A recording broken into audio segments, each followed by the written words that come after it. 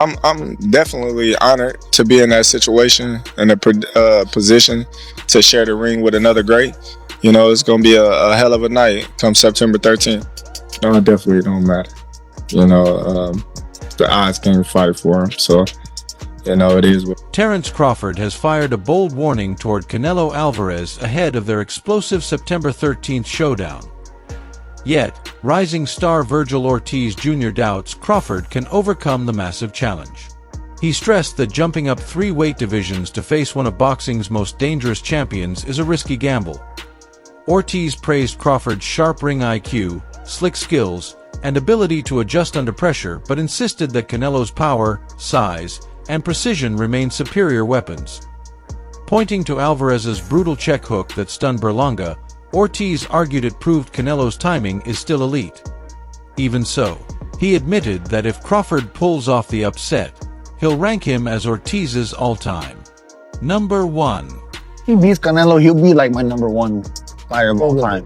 You don't think Crawford beats Canelo? I don't think so. Look, hear me out. I respect Crawford and everything that he's doing, but he just moved up from 147, so I'm just gonna treat him as a 147 pounder. He's jumping up 3 weight classes to fight someone who was like the number 1 fighter in all of boxing. You know, the jump would be hard, even if it was just like some top 10. Right, yeah. You know, Bud, would you say he's a very smart fighter? Yes. Very calculated, Yes. right? Don't you think that maybe he sees something that most people aren't seeing? I think he does, but the thing is he gonna be able to even like to capitalize on it? Because he's a smaller fighter, and look, I think people are thinking at the aspect of, can Crawford do it? Yes, I think he can. Showbiz the Adult broke down why Terence Crawford often recalls his battle with Ricky Burns, stressing that it was a defining moment in shaping his career. He explained that while many once believed fighters like Indongo or other slick boxers were too crafty,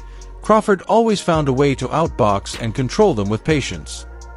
Showbiz noted Crawford's brilliance comes from exploiting his natural gifts, timing, reflexes, and precision, but warned that he often absorbs punches in heated exchanges. He reminded fans that Crawford was dropped by Mean Machine, stunned by Gamboa, and clipped by Sean Porter.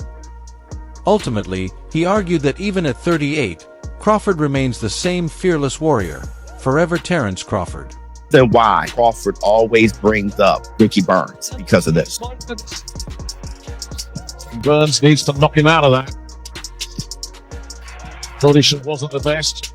On this one, the previous one. Again, though.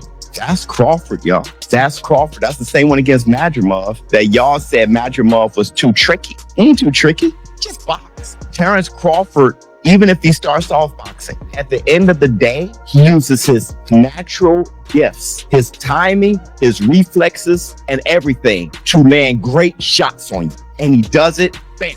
Gets hit in the exchange all the time. Got dropped by a Mean Machine doing that. Madrimov was popped. Gamboa rocked him. Sean Porter was catching him because he throws his. And y'all keep saying, well, in this fight, he's going to be totally different. He's 38 years old. That's what he's been. Y'all like Terence Crawford won't be Terence Crawford. No, I'm expecting him to be Terence. Terence Crawford expressed his gratitude for the opportunity to face another legendary fighter, Canelo Alvarez. He declared it an honor to share the ring with such greatness and promised that their September 13th clash would deliver unforgettable action and a night boxing fans will never forget. Definitely honored to be in that situation and a position to share the ring with another great.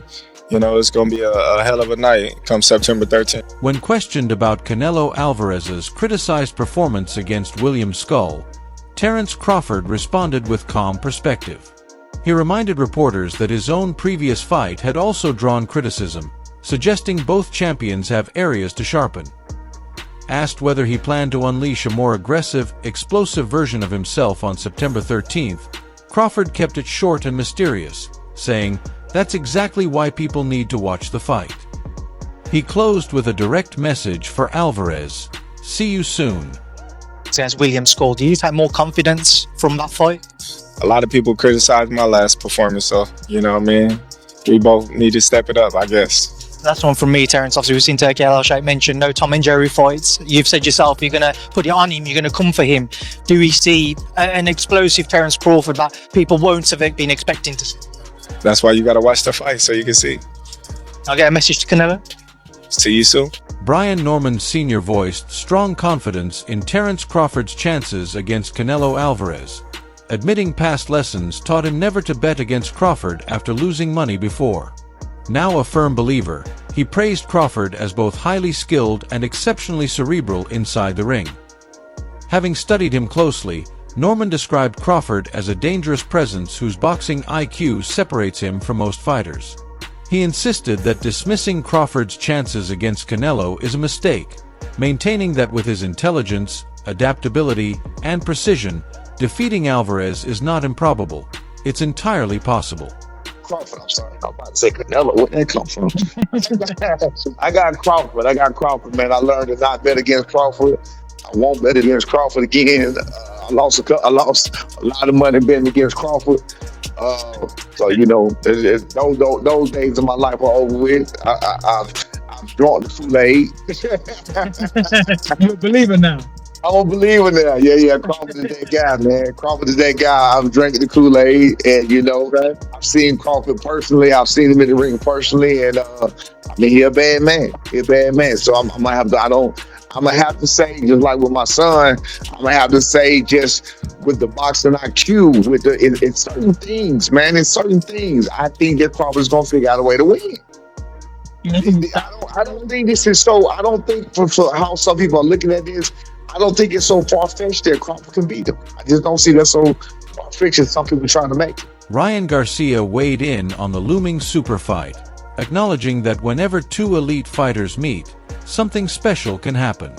Still, he admitted he does not see Terence Crawford overcoming Canelo Alvarez. Garcia allowed that Crawford could prove him wrong, yet emphasized the size difference as a decisive factor. Having trained with Canelo, he highlighted Alvarez's sheer strength, even suggesting he can handle light heavyweights in sparring. For the first time, Garcia noted, Canelo enters as the naturally bigger man, giving him freedom to fight with greater ease. While admiring Crawford's brilliance, Garcia firmly believes Canelo will prevail. Fighters, great things can happen. But I could see even Crawford getting knocked out like Amir Khan style. Did you give Terence Crawford any chance to beat Canelo?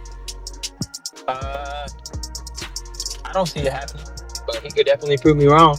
But I just think, bro, like, I mean, I've trained with Canelo, I've been around him. Bro can really push back heavyweights, so I don't know how he's like, because this is the first time Canelo's actually bigger than somebody in a long time. So it's like the weights are lifted off, and now he could fight even more freely, you know? So I'm actually interested to see, but I can't wait for the fight. I'm definitely going to be backing Canelo, but, you know, Crawford is a great fighter, and he could surprise me. But right now, where I would put my money is... Coach Bernie voiced full confidence in Terence Crawford, insisting he has what it takes to defeat Canelo Alvarez. He argued that the fight is less about showcasing Canelo's talent and more about highlighting Crawford's greatness. According to Bernie, Canelo is only a side character in the narrative, while Crawford stands as the true centerpiece. He stressed that this is Crawford's defining moment, with everything perfectly aligned for him to step forward and shine. Man, I'm so happy for him. And he gonna beat that boy, man. And like I say, it's not about how it's Canelo, it's about how good Crawford is. That's all this shit is about. It's about Crawford. It's the Crawford. He's just a mere person in the story. You understand? If you wrote this story, man, he's just a mere person in the story. And then it was this Canelo and this. That's all it is. But Crawford is, and this the main character in the story. This shit was lined up for Crawford. It's about Crawford, man.